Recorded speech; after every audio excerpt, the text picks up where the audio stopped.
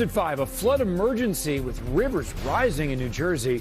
Neighborhoods underwater more than 24 hours after that coastal storm swept through. Good to have you with us. I'm Adam Cooperstein. Gilma has the night off. The rain's long gone, but the river is rising in New Jersey tonight. The flooding's so bad in some areas, we saw people being rescued by boat. And here's a look from Chopper 4 over Lincoln Park, New Jersey. And that is where we saw one homeowner being pulled to safety after he got stranded. You can see waist deep in that water. And then also in that same area, firefighters earlier had a tough time dealing with this house fire. Because of the flooding, they had to battle the flames from a boat because it was the only way they could reach this house. And we have live team coverage of the lingering flood issues across New Jersey. We're going to start with News 4's Adam Harding live in Wayne. And Adam, that's where a family had to be rescued there too. Absolutely, Adam. We've seen a number of rescues throughout the day here. Streets like the one right behind us here just covered in water from the nearby river. What's interesting about this storm is while most of us were drying out yesterday, that is when the storm actually began inundating this area. So it has been the last 24 hours as many of us have been drying out. Folks here have been contending with a lot of water, and firefighters also dealing with a massive house fire. With the sun setting, Wayne's Marine Unit is headed back out. It is an urgent race to rescue families stranded in this submerged neighborhood. A forklift came to us. Sophie and Morsi says his family thought they could get their car through, but there was too much water. Tonight, he doesn't know when he'll make it back home, now worried about his pregnant cat all alone. We didn't think it was going to be that deep. We got stuck. And the car started floating and everything, and then it's just water started coming in. The super soaker storm leading to heavy flooding. Diamond Giotis watched as boat after boat launched from right outside his home, one of the few on dry land. How lucky do you consider yourself? Well, I'm lucky because I see the people cry, you know. I see the people cry and everything else, you know. They tell me you are lucky. I'm the last guy. And this back, you know, whatever, I'm lucky, you know. Overnight, towering flames tearing through this home in nearby Lincoln Park. There was so much water, firefighters had a hard time even reaching it. Police say the homeowner, evacuated safely, got out by boat. It's not the first time I've seen this, but it's never been like as bad as this. Usually the water would just come up on that street right there. But like never to here, you know, and this kind of leaves a whole bunch of people stranded. The water rose faster than I've ever seen it before. I mean, from over your boot to over your knee in 15 minutes. Gerard Neville says conditions were so bad he was forced to leave and get to a hotel. We had to get out. No, we had to get out. If we didn't leave then, it would have been a rescue boat now. Yeah, definitely. The water's too fast. And I don't know if there's power anymore down there or whatever, but just the isolation, you can't get out, you can't do nothing. And that's what a number of families tonight are contending with, Adam. They can't get out, can't get in. A number of roads are impassable. So for some families, they can't even get to their homes so they can assess some of the damage. One guy telling me earlier he estimated it's several feet of water is how much they've been contending with just in the last 24 hours. It looks like the water is starting to recede, but as night falls, it gets darker. For drivers, hard to tell that this road is covered in water and shut down. And as I look right over my shoulder right now, another person walking with oars. Goes to show you, Adam, it's going to be a long night for them and a long few days ahead of them with cleanup now underway.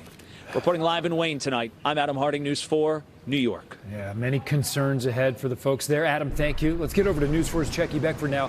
Live in Patterson. Problems there too, Checky, because the Passaic River is cresting right now. That's right, Adam. And actually, we're having to kind of move around quite a bit because we're on the corner of Arch Street and Presidential Boulevard. And you can see here that there's the road is closed leading to Arch Bridge. But people have been driving around the barricades. And then people here at the corner have been finding a way to maneuver around the corner here. So it looks like they've been coming up on the curb and creating kind of a dangerous situation here.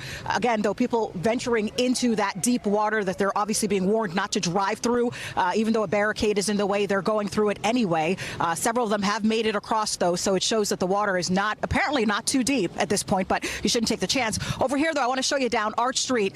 It looks like a lake down there. Some cars where the water has reached up to the door handles, and down that street is where we actually heard a woman calling for help from a home there about an hour ago. We notified police, but so far no help has come. This is just the situation, though, that some people here in Paterson are still finding themselves in a day after rain stopped falling.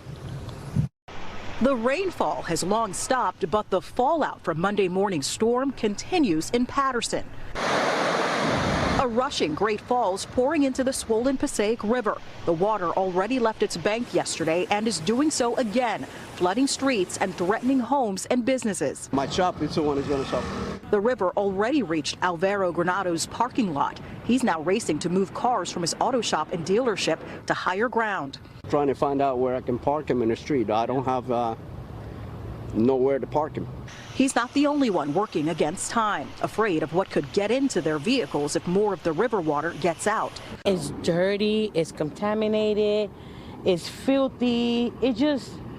I'm so disappointed right now. Councilman Luis Velez agrees. This river for decades have been contaminated. And all that contaminated water just continuing to rise. Residents who've seen bad flooding in the past hoping for the best, but bracing for worse. I seen it over the bridge in the past flooding.